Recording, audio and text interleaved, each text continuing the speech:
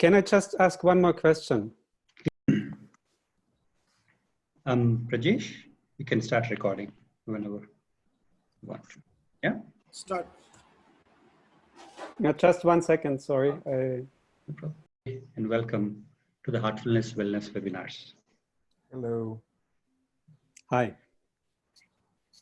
And we have had series of webinars since we had this terrible situation in the world, COVID. And through Heartfulness Wellness webinars, we're trying to connect.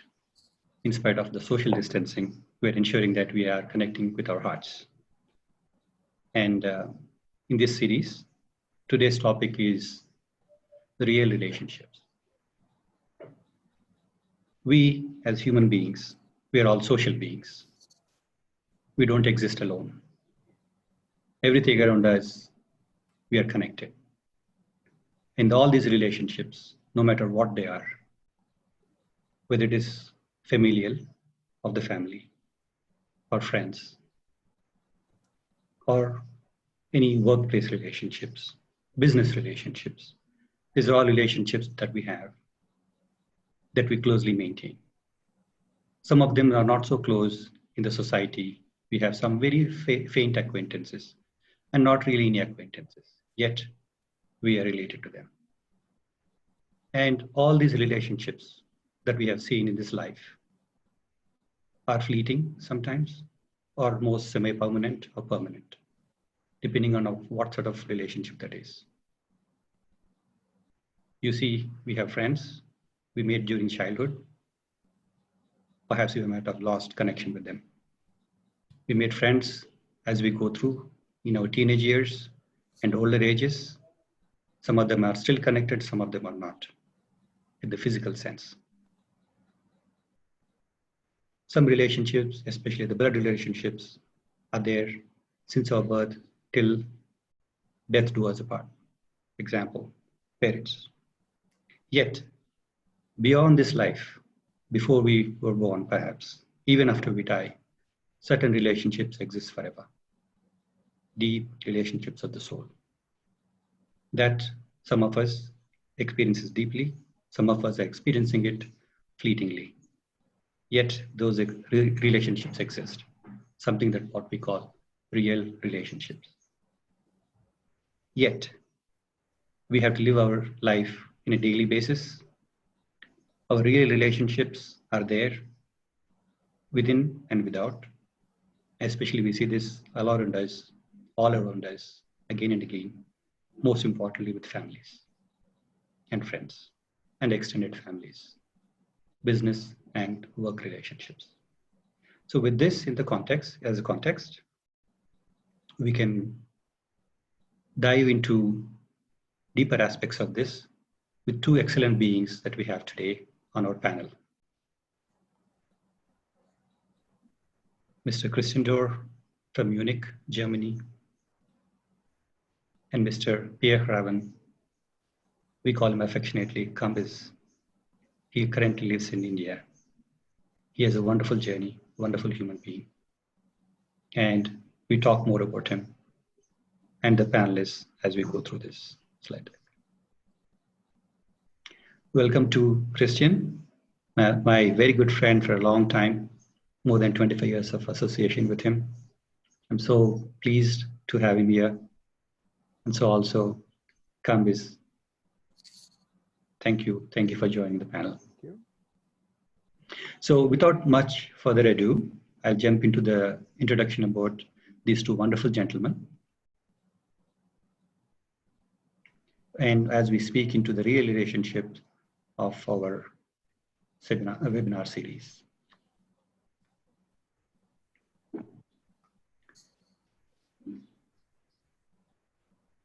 About Pierre Ravan. What can I say? He's a wonderful being. Again, as I said, he's a DJ, excellent DJ, artist, and he's a producer. He is one of the first to do this in this world, called what he calls spiritual house DJ. He conducts meditation sessions before starting any of the DJ set to ensure that all the hearts are united. He brings them together through this inner experience and brings it into his club wherever he goes, playing his music and festivals all around the world. And you can look him up at his website, www.pierreravan.com. And he is a heartfulness meditation trainer, and he's also a certified yoga teacher. And then we have Mr. Christian Duerr, very accomplished entrepreneur. He's a founder and managing director of Isar Estate. It's a consulting and services firm based in Munich. He's in the real estate sector. Before that, he worked for about 15 years in the financial sector, providing financial services to banks, asset management companies, and many more things. He comes with a business family background. He's also one of the directors of our Heartfulness Institute. He's also a meditation heartfulness trainer. He's been teaching meditation for scores of people, thousands of people, whoever comes to him heartfully with great effectiveness.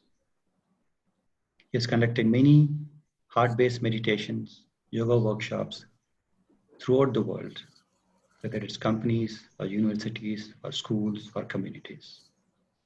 Again, we welcome Mr. Christian Duerr and Mr. Pierre Ravan heartfully to this webinar. Thank you. So with this, I want to get to you one question, Candice. Right? Let's start with you. Right? Tell us about you, your journey into how you have been going around, about your own person, and in the meantime, also talk about relationships, etc. However you deem fit in this wonderful journey that you have seen so far. First of all, thank you very much to have me on your program. I hope that it will be beneficial for all the viewers. To be honest with you, I don't know how I got wherever I am. I don't even know where I am. I mean, that's the reality of the fact. But if I look back, like the journey that we see, I was born in the family of a diplomat. My father was traveling a lot. I'm born in Persia, Iran. I'm originally Persian. And I've grown up all around the world, most in Czech Republic, in France, and everywhere. But when I look back, it's amazing to see that I never knew or never thought that how the journey for me of my life will unfold. But one thing was for sure. I do remember from my childhood, there was something here that he was always telling me that there is something more in this life. But of course, as you know,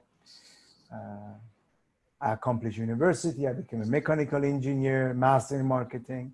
And then at the free time, because I love music, I was playing music. And, I would say kind of destiny, the one that we cannot control, because I believe, again, that's another discussion. Not everything is in our hand. Part of the spiritual destiny is in our hand. Some of them, as Babuji said, is their raison d'être. They are what they are.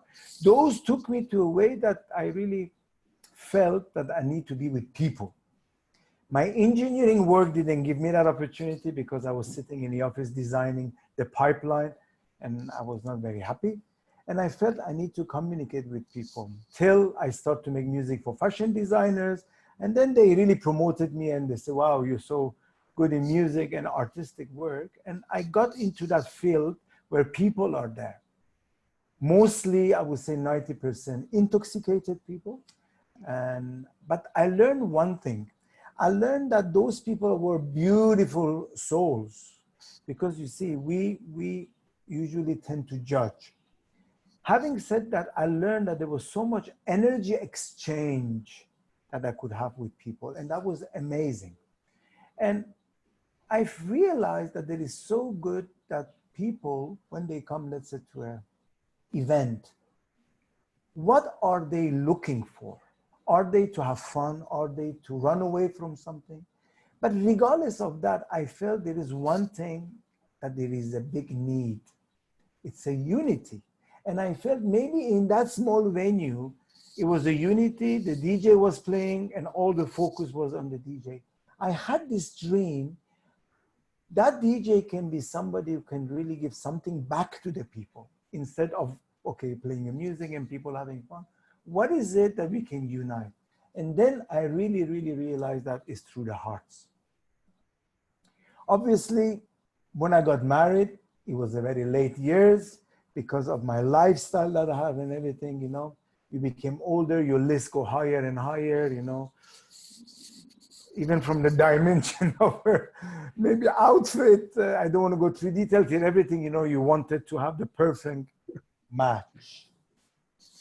Having said that, I was very much, I don't want to use the word blessed or all these commercial words, but in a very truthful way, I think something I did good in my past life, somebody up there hanged me and said, you know what, now it's time for you to settle down. I did settle down when I was 41 years old with my huge list. And till today, I have 4 kids. I'm married to a beautiful human being. But one thing that I learned from relationships, that's why I want to get here, is there is not such a thing as ideal relationship. Means all the things that we create for ourselves as per the ideal relationship that I don't want to go through them, but a lot of youth might understand through how we look like, how we act, how we talk, how much we give attention to each other. I learned one very important thing. Is this relationship that I have eternal, or is just this momentary for I have now? Then that go back to what truly I will believe. As the Sufi said, when you die, they never say you die, you say you passed away. I mean, you passed from one condition to the other condition.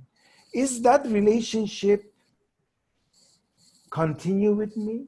Is that relationship help me to pass away to a better dimension? Is that relationship that I have at the same time I will give, together we grow? You see, there is all of this that I want to people ask themselves. What is in that relationship that we're looking for? Something permanent or something in the short run? And that's how it's all about. After 10 years almost in July marriage with 4 kids, this is how the journey continues. The struggles are there, the disputes are there. As my master said, imagine you put 2 imperfect human beings under one roof. What do you expect? But again, you have the tools, you work on it. It's a never-ending work. And this is the beauty of life, that passion should always be there. Wonderful insights, Kamlesh. Very, very, very good insight. Thank you. And if I may ask this question, right? So now, if you can describe like 1 word or 2 words, whatever you can think of, very few words you can think of, what makes the relationships ticking, going on, and then improving on a daily basis, or if not daily basis, on a regular basis? How does it work? It's a very good question. I hope it will not be difficult to comprehend because you should experience it. And I speak out of my experience. It is only one thing makes a relationship ticking, is the anchor. I call it the anchor. That anchor is the main thing. This who holds you up there and you hold on that. It's now up to you to find your anchor. For me, that anchor was my murshid, which we can get to that later. That murshid for me, not the physical murshid, that beyond the physicality, I would say the source who kept me up there. Anytime I had an issue, anytime my ego was coming out, anytime my frustration going out, anytime my shortcoming were coming there, at somebody up there reminding me, say, remember why you are with that person. And this for me was the awareness who helped me to carry on. That's for me was the main thing, which today even, without it, I don't even know how people do that. I mean, it would be very difficult. I'm honest. That's what we want, honesty. It's always the best source. So thank you, Kamlesh. Now on to you, Christian, my dear friend. So can you please tell about yourself to our audience here, and then well, next things to you. Yeah, thanks at first for having me, Harry, and I'm very, very happy to join this crew of the three of us. And I think it's worth to mention that we do not know each other only since 1 year, but since more than 20 years, maybe even 25 years. So we have been going quite a long way together. I started with heartfulness meditation when I was 20 years old. And I mention this because it has really had a huge impact on my further life. For reasons I cannot explain, even when I was young, I had this idea that there must be a higher relationship or a higher sense in relationships than only the, let's say, normal relationships with family and friends. And I had an aspiration to explore this further. So at the age 20, I stumbled into this meditation practice, which we call heartfulness. And it has accompanied me up to now. So, and it has really had a, let's say, transformational impact on all relationships I experience every day. Why? Because relationships have so many facets. Of course, there's the relationship as the parents, with my wife, with colleagues, with friends. And it changes all the time. We have had traumatic experiences, I assume all of us, where we have lost good relationships for some crazy reasons. And we have had continuous relationships, like between us three, where we are connected since a long time now. And somehow the question is, why? What's the reason for this variety of and intensities in different relationships? And of course, you can always find outward reasons that this and this person has done bad thing to me, so now he's my enemy, and this is my friend because he's giving me good business, or he's telling that I'm a great guy, or things like this. But at the end, I have discovered that even though all this is also kind of true, not to be denied, there's also something in me which kind of evokes or provokes reactions from others on me. And that's like a mirror. It's like everything with what happens outside, there's always a mirroring process of my inner state. Sometimes pleasant, sometimes unpleasant, but this connection feels to be always there. Beautiful, beautiful. Well said. It opens up a interesting way of looking at this, right? So anything outside, even whatever I see in a relationship, is really a mirror from my within. It reflects my within. Thanks for a wonderful sight. There's also another perspective. It's when you, maybe some of us have heard about Dr. Bruce Lipton, who has been writing a book which is called The Biology of Belief.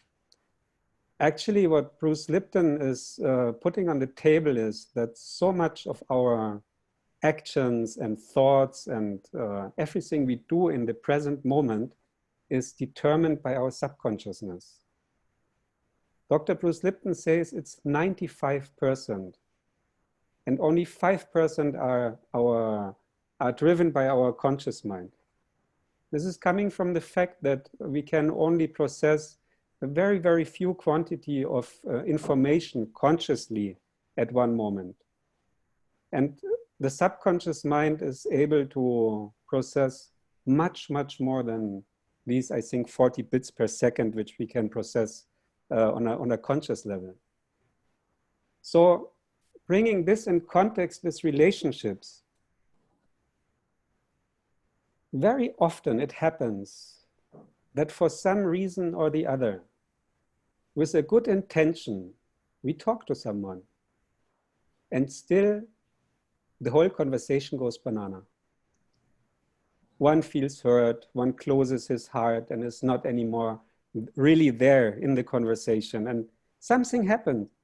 And we ask ourselves, what happened? It's not explainable in a rational way.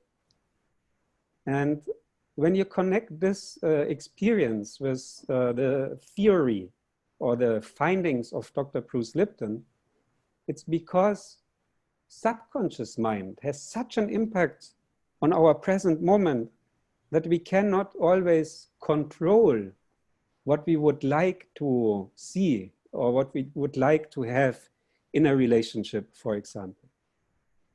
Those of us who are married, they know it very well with wives, or it of course applies to any other relationship. No, you say something with a good intention. Actually, this happens especially in the first years of marriage, because both come from a different background. Even if you have the same language, still there are patterns in each family which determine your inner reactions to a statement, to a word. And you say something and you think it's a joke, but you get slapped because your wife, she is not taking it as a joke. So something in her, or vice versa, of course, also his subconscious mind was not happy, and there came a huge reaction. So subconscious mind is always connected to the past. And accepting this and having good intentions to build up sane relationships and bringing into account that we are talking of kind of a mirror of our experience of a communication, of a conversation, of a being together with friends, we can pause. When we are not happy about something, we can pause and we can introspect and try to find out why we have this reaction, which is creating an emotion of anger or an emotion of closing up my heart or developing a prejudice about this person. And in this context, a meditational practice really helps, in my perspective. We can explore further on this if you like. Yes, please. I would like to hear more about it. If you have any personal connotations to it, any spiritual or scientific, anything else that you want to share, would love to hear it from you, Christian. Please do. Yeah, concerning this 95% of our subconscious mind driving our present moment, the only, let's say, real remedy for clearing up our relationships, for clearing up our, let's say, inner feeling of well-being, is to kind of clear the subconscious mind and to have more inner space, have more inner freedom to decide what we want to feel or what we want to give in this moment. So connecting this with my heartfulness meditation, there's an aspect which is called cleaning. And in this cleaning process, so many, let's say, burdens of the past have the potential and do actually leave the inner system.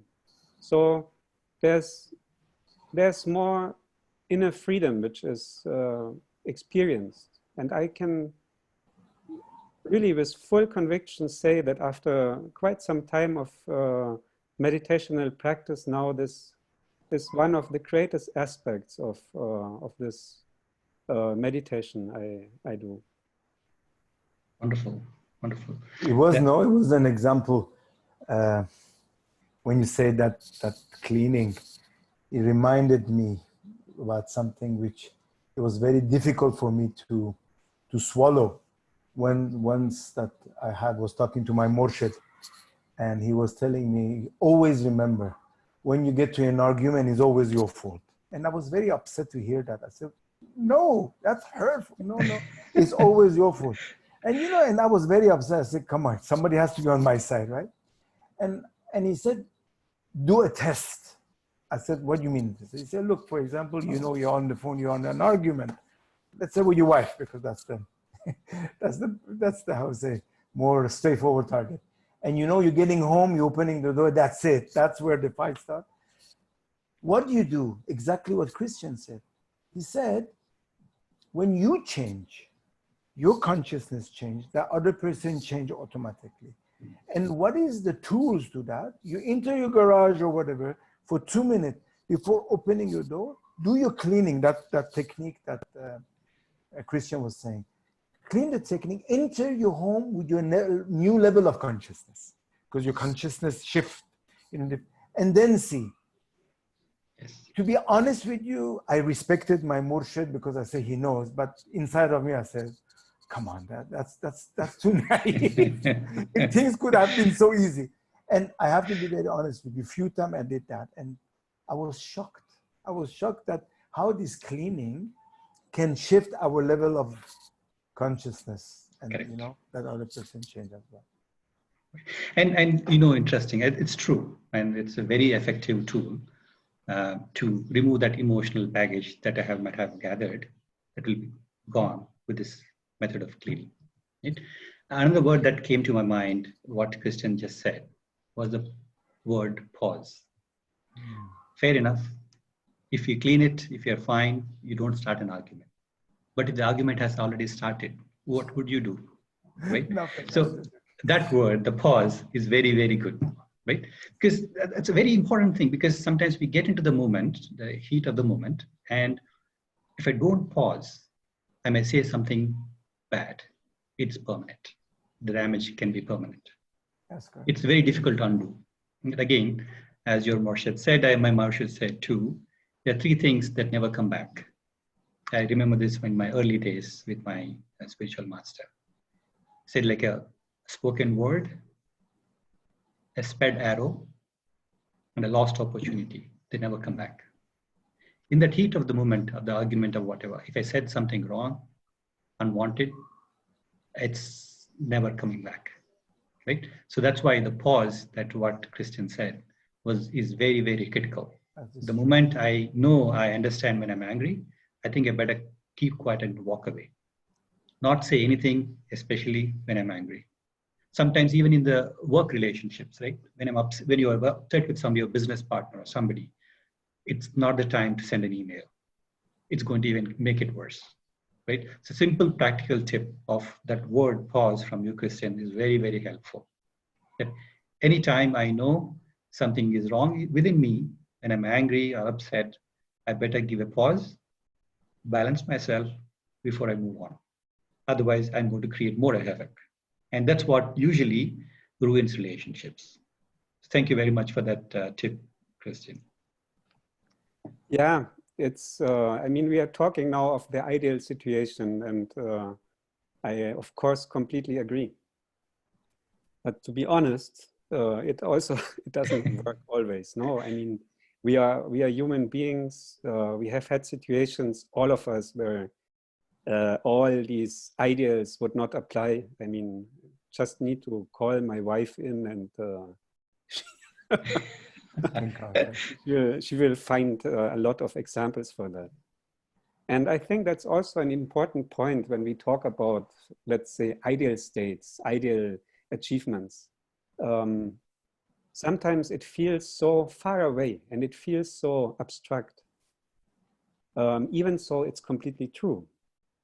But I think it's, I mean, what I have discovered in course of my journey up to now is that there are so many drawbacks. There are so many moments which are tough, which are hard, where really all the, let's say, ideals we are also talking about are put in question.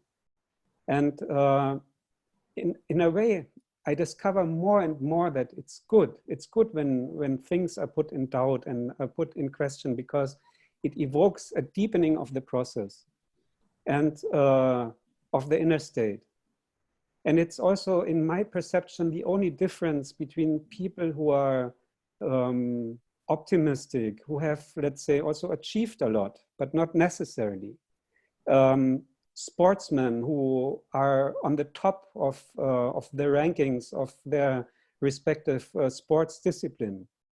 They don't give up. They take drawbacks, failures in a sportive way and generate energy out of it to boost even further. And, you know, so often this happens, no? When we are frank. I mean, at least for myself, I have had so many moments where I have not respected the principles we are talking now about, where I have fallen back into old patterns of behavior which are not so, let's say, pure and clean. But in a way, it doesn't matter. It doesn't matter when our intentions are good. That's my discovery. I think the only thing what we can really, really, and under all circumstances have under control, it is our good intentions. Even so, for a moment, we boost in anger, or we do something bad, we say something bad. It always can happen. That's true. And also, I wanted to, something came to me when Christian was talking. There is a difference, I feel, between people who did work on themselves or didn't work on themselves. Each of us come, let's say, from a cultural background, right? And a lot of relationships are linked to that. Let's say somebody come from the place I am, which is Middle East. The way you are is different. In Europe is different. You know, I'm not generalizing. I talk about the cultural thing.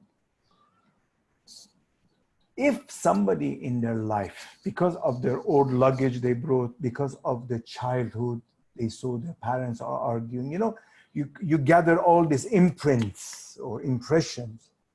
And if you don't work on yourself, you're repeating the same thing that you saw your parents were doing. You speak the same way to your wife, the same way your dad was speaking to your mom. And imagine that you never went out. You didn't, through a lot of tools that we can touch upon, we didn't work out and we stay in that pattern. I think Bruce Lipton spoke about it as well, those genetic patterns that we are bound in.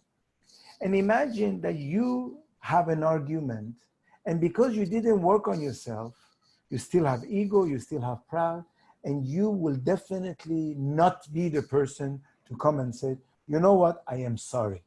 Because that is a very difficult task to bite, to apologize, to accept. And I come to that point that at least I can see in my own life is people should work on themselves. And that work can only happen if they really have an effective path, an effective, I would say, guide, who can really hold your hand and say, you know, this is the way we should be as a human being. And I think that for the next generation of youth, especially, they are working on their relationship, they just get married, they will have, inshallah, kids. This is something they should understand. It's always how much I have to work on myself more and more and let go. I think pause, letting go, and accepting and be the first to step up for the sake of peace, to say, you know what, darling, I apologize for that. It was my fault. This is the thing that I felt in my own relationship helped me a lot. That's beautiful. That's, for me, that's exactly the point. When we have good intentions and something went banana, the power of loving word and of an excuse. It's tremendous. Good, very good. And but question is then, I mean, like having relationships is very natural, especially for a human being. What do we look for in a relationship, and why do we look for that in a relationship? Mm. What are your thoughts, Compass? This is a very important question you ask. You see, we are humans after all, okay? I like today's conversation to bring us down a little bit on the ground instead of, oh, we are the being, we can fly. Okay, inshallah, one day we can fly, but for the time being, I am not flying yet. And I can realize that I still struggle with earthly desire-based tendencies, even though I'm working on them, and even though I am aware of them. I feel at least that part I'm aware of them, but even unintentionally, the little bit desire base is there. Like what? I have expectation. Good morning. Why she didn't? I need a hug. You see, let's talk about it. I hope a lot of culture, we don't mind and talk like that. Why I didn't get a hug this morning? Oh, my relationship after 10 years, I don't even get a hug. Oh, things like that, I realize are very mundane. Yes, I still feel they are very, very important. And for that, I have a solution. Ask for it. Don't have ego. Can I get a hug? That manish should go away. I'm not going to ask for the hug.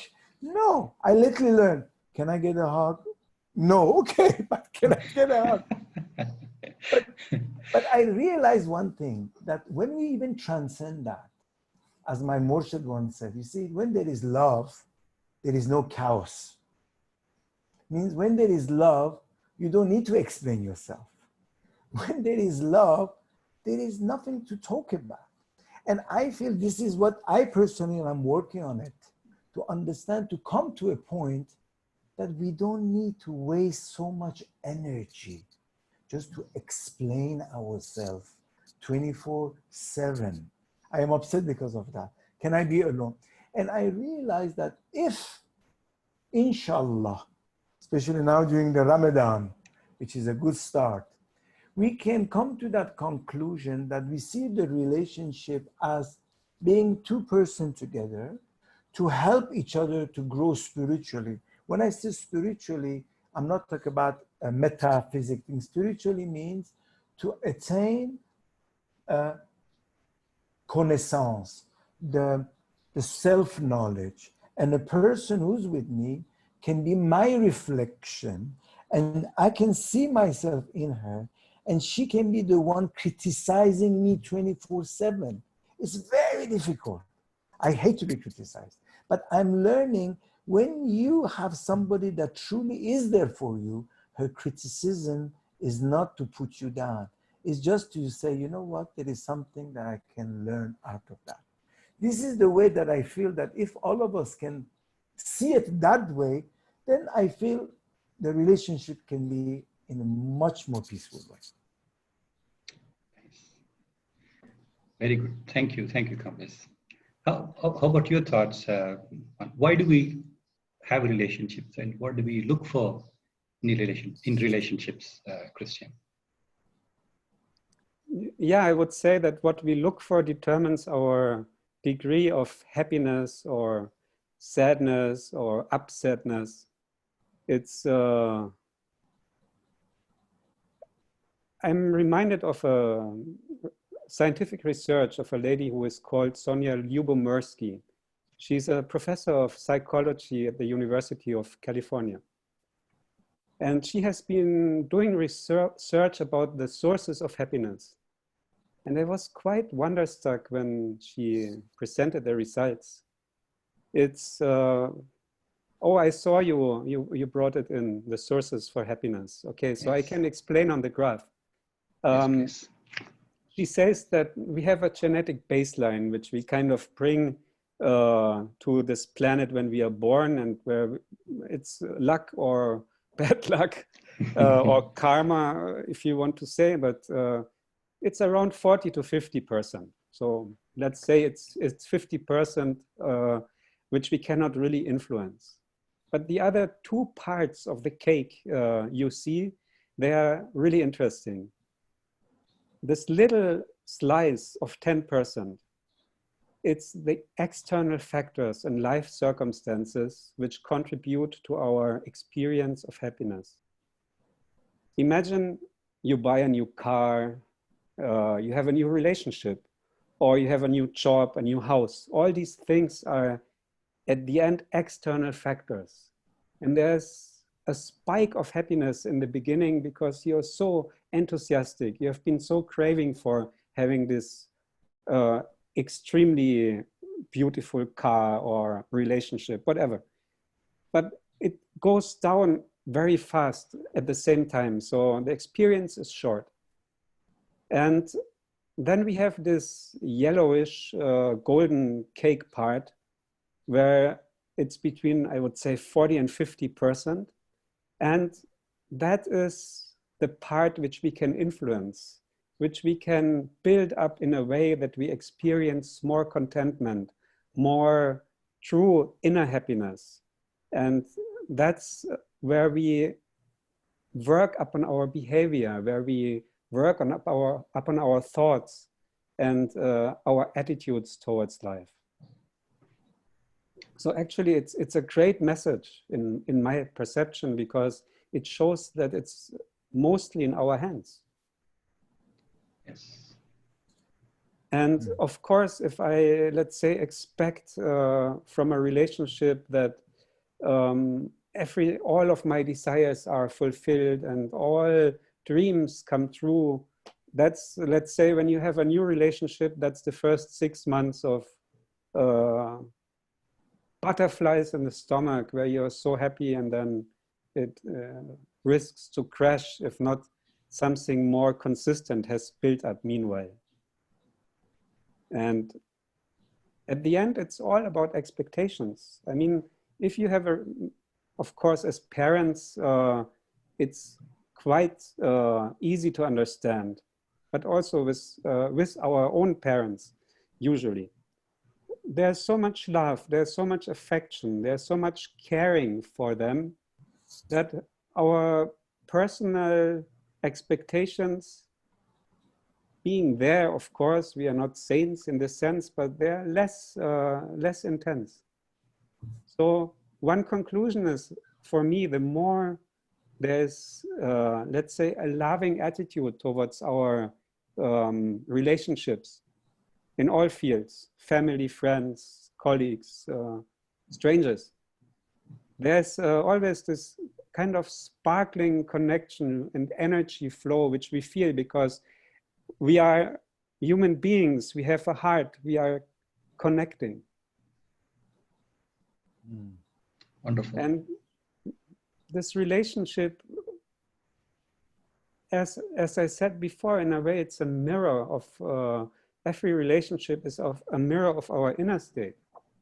So what a difference if we are happy and vibrate this kind of openness and joy and friendliness and let's say receptivity towards others. Everything changes.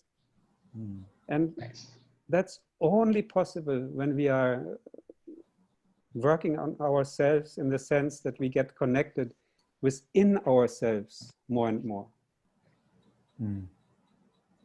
Now there's a very beautiful conception of when we feel and experience happiness, and when we feel restless and unhappy. We all have a mind, and we focus our attention on a certain subject, on a certain object. We play tennis or soccer together. We are focused on this sport. Our mind is settled. When our mind is settled on something, we experience an inner state of satisfaction and happiness. In the moment where the mind is drawn apart, is fickle, this is an inner state which we don't like, and we feel unhappy. So putting these two things together, the conclusion is we will always feel happy when our mind is settled. So the question is, how can we work upon settling our mind permanently?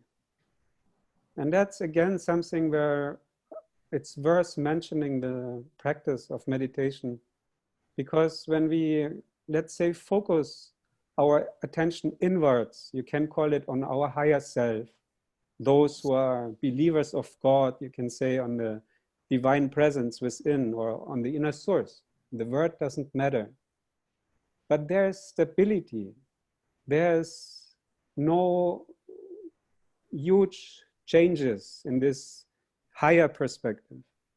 So the moment we set our mind upon this dimension of our existence, automatically there's more experience of happiness in the daily life, I would say. Beautiful. And just maybe what beautifully Christian said, that you learn that meditation, as you know, you as Master Abu Murshid say, you just cross the dot from happiness to meditation, and when you bring that mind to stillness, but now the meditation is over. What's next? Okay, you meditated, perfect. In that moment, you're still, you know, everything is fine. And imagine as soon you open your eyes, something can shake you up and you can lose that condition like puff. Okay. What is next? You know, we have this concept in Islam like tazakkur Allah, or like that you always in the zikr of the God, or constant remembering. I realized to finding a way to extend that condition of stillness that you attained during muraqabah, during meditation, how to extend it towards your whole day. And even when you do whatever you do, even you go and you have to show your anger, not your insight, to your child to do something which he has to do or she has to do, and you have to go to work, or you have to be in this lockdown, in the time of isolation, that you're 24/7 with people that maybe even you love, but you were never used to. You know, let's face the fact. And in that moment, you should keep that stillness, that centeredness. I think this is also another tool, how we keep that condition and extend it to 24 hours. And in that context, I wanted to add also something very important, to go back to what we were discussing about relationship. I don't know if it's a good news or bad news, but the other day I was thinking about, it's very difficult for any couple to keep their relationship loving and respectful if both of them do not have the same goal of life. Means, imagine that my goal of life is to have interiorized my murshid, not the human being, the true love, ishq, the love story between me, the lover, and the beloved in my heart. And my goal in this life is to really finish my, as we say, finish my experience and be united, merge. And imagine your wife that you really cherish, love, and respect would not have that, would have a different lifestyle, would have a different goal. And as much you can be an extremely humble person, understandable person, and you try to understand her, that will clash. Some point when the goal is not the same, the support is not there. And I feel this is the essence of a relationship. Same goal, same destination, and the same source.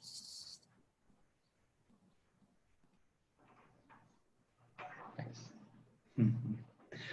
Well, beautiful insights into your own life and wonderful things that you shared. See, there's another thing, right? So relationships, mostly we talked about family, right? So it doesn't matter. I think we can project this on any relationship, no matter what, right? If at work, at different places, even with strangers, as Christian said earlier. If it is on the basis of love, it works. At least it is bound to work. If not now, little later, we get to work at it. Right? So every relationship has to be worked at. And this comes to this again, I was going to this practical aspect of it, Kamlesh.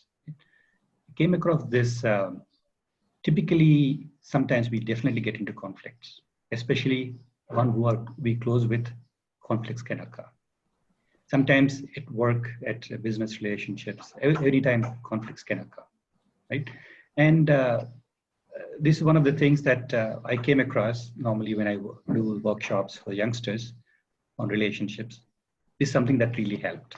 And I practice this, it helps.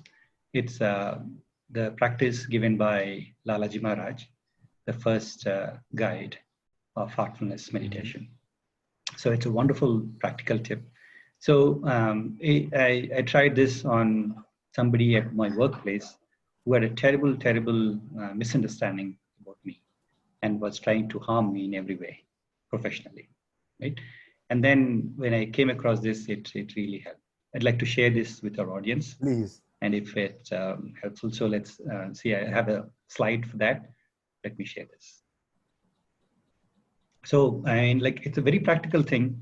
It really works wonders, and see how it goes from there.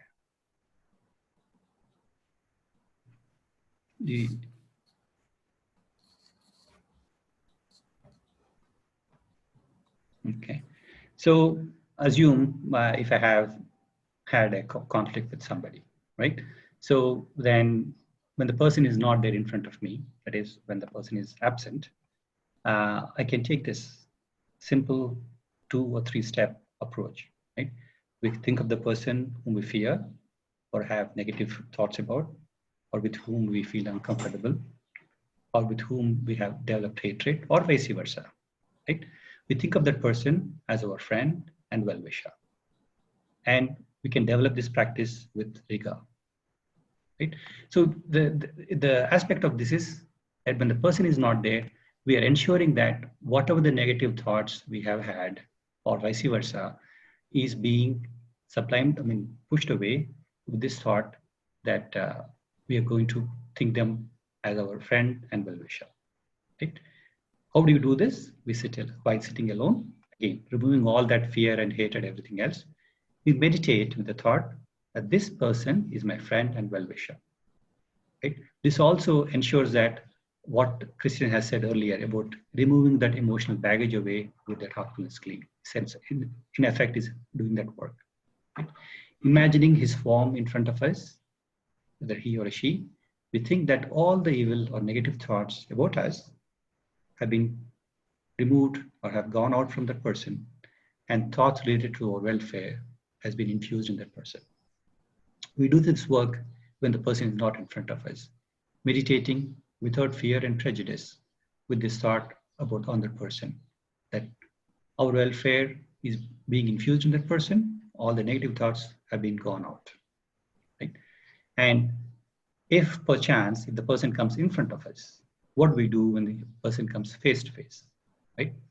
Whenever we get an opportunity, we gently fix our eyes on the person's face. This is a very interesting aspect. As we exhale, we add the thought that all the particles of love and affection from me are entering into that person's heart. Okay? As we exhale, we think all the particles of our love and affection is entering that person's heart from us. And while we inhale, we draw out all the negative thoughts that person has about us from that heart and brush them aside, take them aside, right? Again, be careful. We need to be gently facing that person as we are conversing, as we're having coffee or tea, etc. And a meeting, we do this mentally, right? If we do these 2 techniques in absentia and in face-to-face, it brings about enormous benefits. So one is, if you do it very regularly, right, with the cycle when the cycle is established with inhaling and exhaling, this becomes very, very practical and very effective, right? And I've seen this, I did this, within a few days, it just turns, the whole thing just turns from totally negative to totally positive. More importantly, especially our own hate, which really burns us from within, will turn into love. Right? This is the most important benefit in my opinion.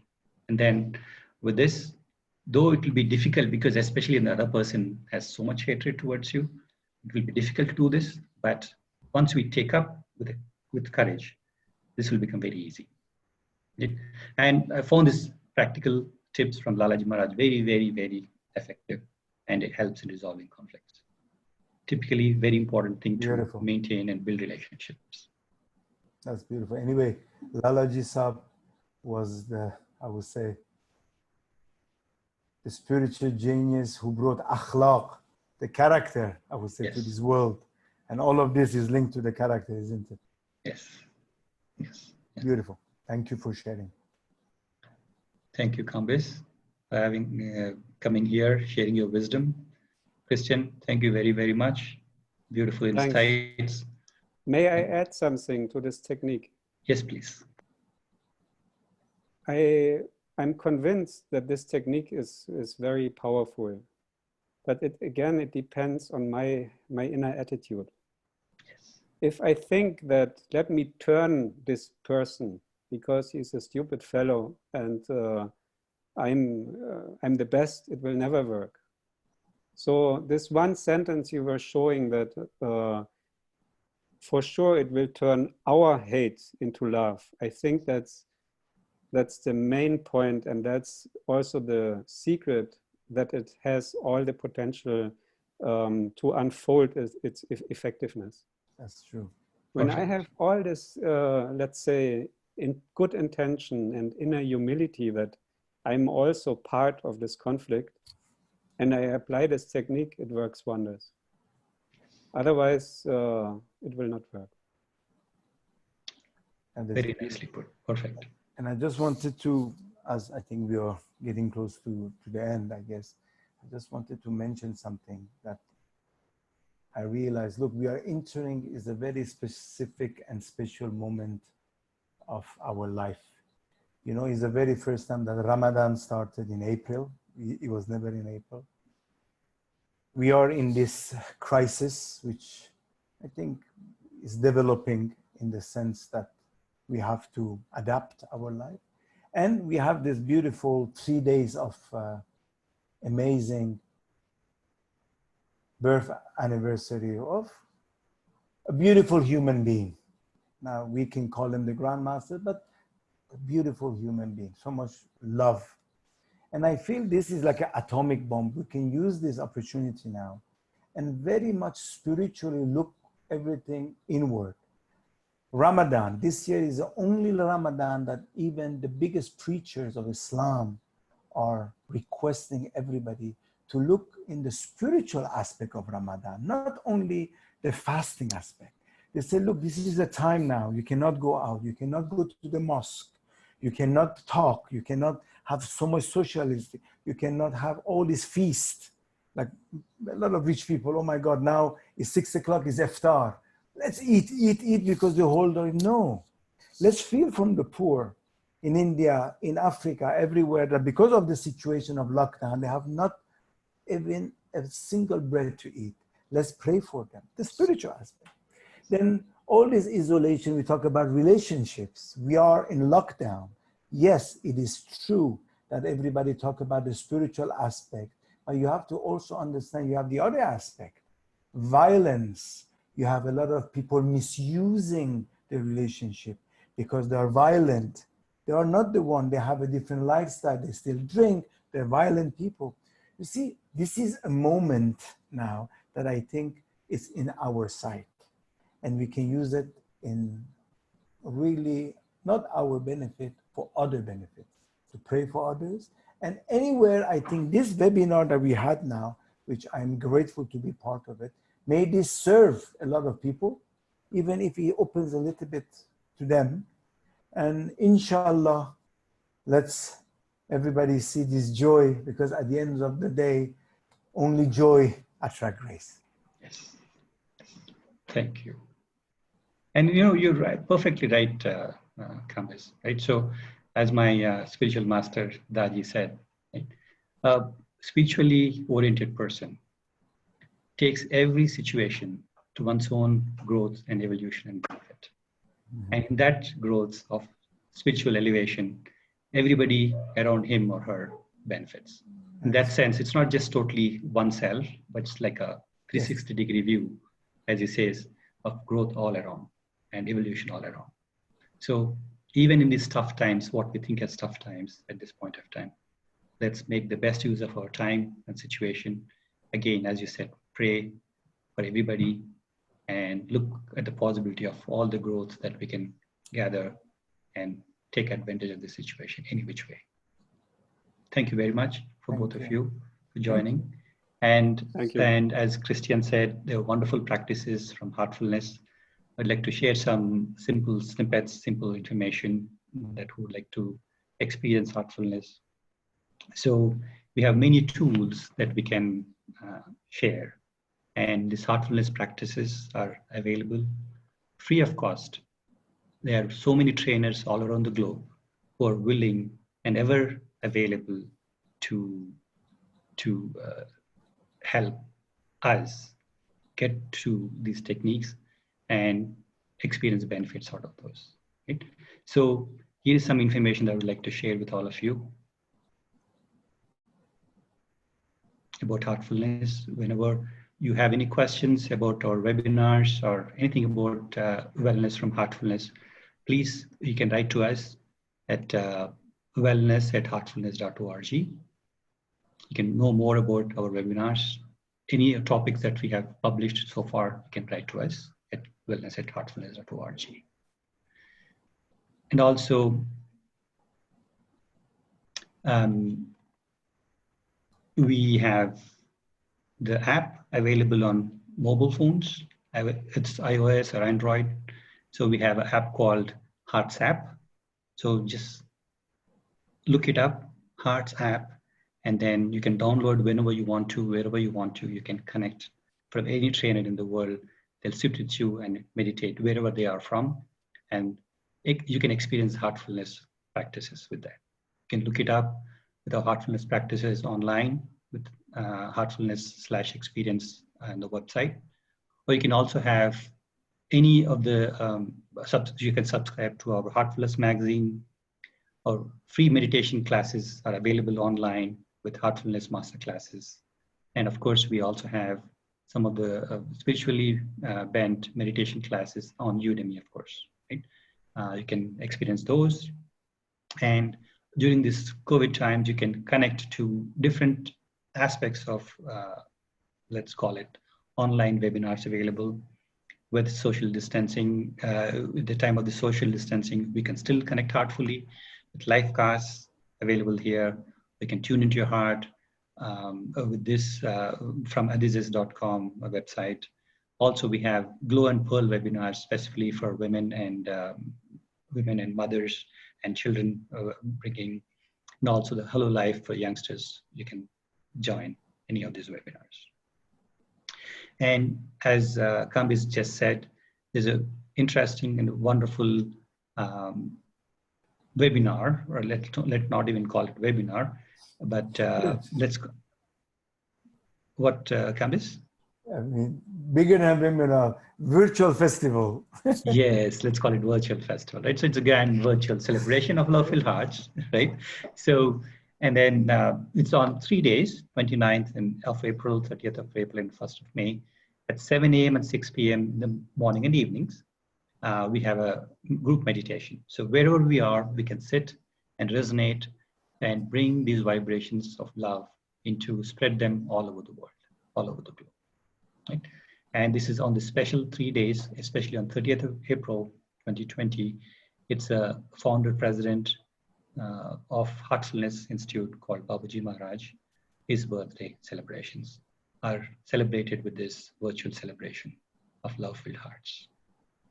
Love Connect. Yes. And we also do help the community with this COVID-19 relief fund. You can do some donations if you'd like. And also we can use our helpline. And living in Kanha, which is a spiritual retreat of world headquarters of Heartfulness Institute, we help the community around by serving about 10,000 meals a day to the villages nearby. Because of the COVID situation, many of the daily laborers not able to have a daily meal. So this sort of help from you with your donations help us serve our communities around us.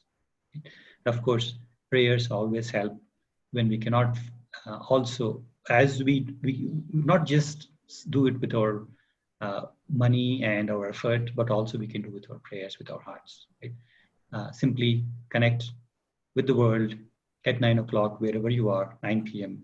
You can pray for the universal well-being of everybody all around us. With this, I thank you. Thank you all for watching the webinar. Special thanks to Kambiz and Christian for taking time and joining us. And we have also more webinars coming up. Next webinar is tomorrow on 30th April. The topic is Mastering the Path. Speakers are Joshua Pollack and Badresh Rami. Welcome to experience this webinar as well tomorrow. And you're welcome to experience heartfulness through any of these tools that we have. Thank you very much.